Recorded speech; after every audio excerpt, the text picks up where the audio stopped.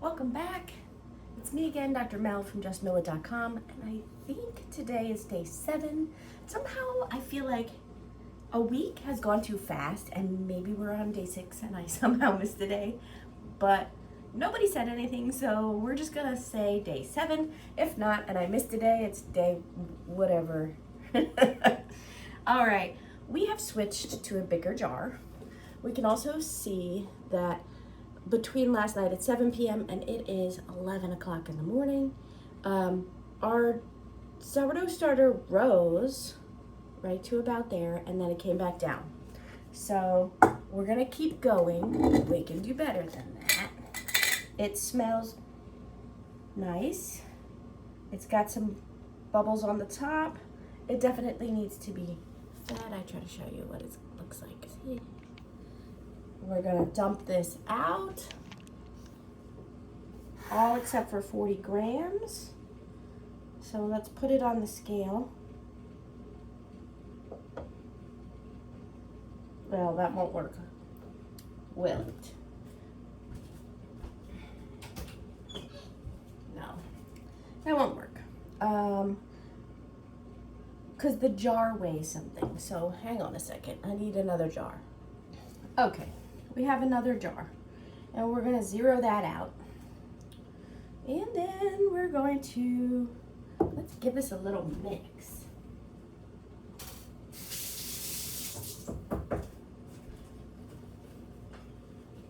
And then we're going to pour, and let's see how this looks. I like it, looks pancake battery, a little wet. I think I'll do less water.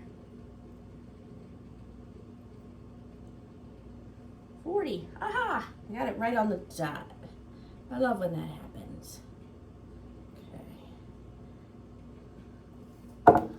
Let's discard. Now, I'm going to do einkorn again because I just love einkorn. It's so yummy. Okay. My little jar for my big jar. Measuring my grains is right here. 40 grams of grains equals about 40 grams of flour. Okay. I think I'm going to start feeding it. Nah. Yeah, I'll keep it the same. Just because this is an experiment, I'm gonna try really hard not to like change up what I'm doing and feed this like a stiff starter. My gut wants to, but we're not gonna do that today. All right, we're gonna transition over here. I'm gonna slide my pint mason jar here, and then we're going to mill it into flour.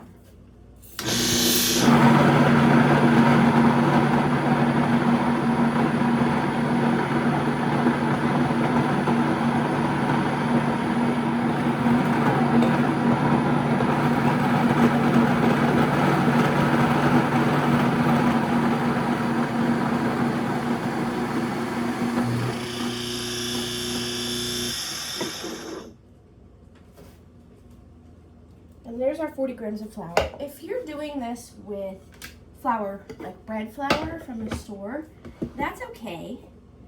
Yours is gonna rise a lot more. There's a lot more starches and sugars in yours than there is in this. You know, this has everything. Next, we're gonna do 40 grams of water. I will try to just get 40. Yesterday I kind of over poured.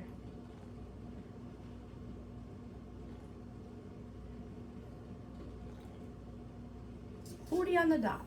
Wahoo! That doesn't happen very often. Okay, we're gonna mix this up into a batter. Okay.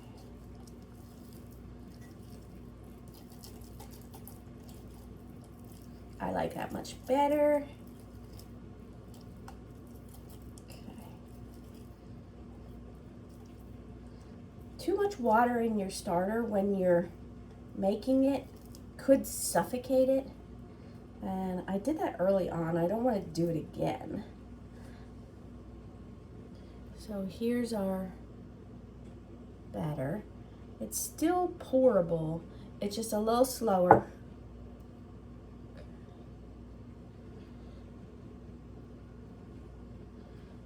Get that all off as much as I can. Keep it in the jar.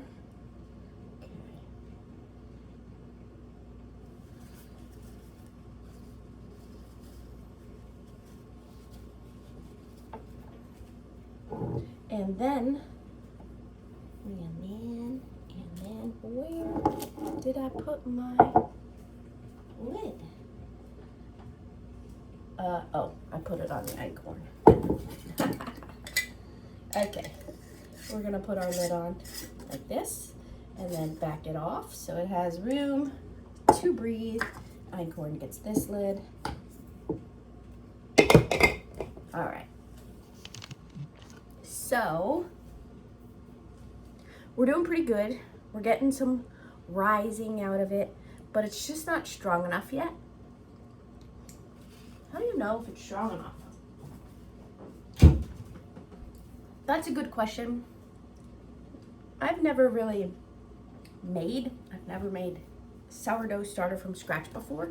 So if you're following me right now, welcome to the experiment. You're experimenting and I'm experimenting, and I'm changing my method a little bit based on whatever it is that I'm seeing. Like calm yeast tells me that my flour mixture didn't get fed enough, not nearly enough, like by a lot. Too much water shows me like there's no bubbles in it when it's doing its thing at all, and there's water at the top. That's too much water. And we can see where we're at. If you want to mark this on the jar, you can. I usually scrape down the jar, but I didn't. So we could just use a marker today. I'm just trying to give you ideas. Our starter is right here. And then we have an idea of how high it went by where the line is on the jar as it rises and falls. I do have my Nutrimil band, but I can't find the glass jar. I don't know who walked away with it or where it went, but it's missing. So if you want, you can put that on like that. I usually do it like that so I can see. Oh, it went higher than the band. All right, I will see you later today because this isn't gonna make it a whole 24 hours. And maybe that's where people are going wrong, is that the fresh milled flour tends to rise and fall or go through this fermentation process faster than bread flour. So we may have to feed it more often in order to keep it going. Part of why I don't like a liquid starter, it goes through this process faster, and I don't pay attention to things, or I'm not around as often as I would like to keep a liquid starter.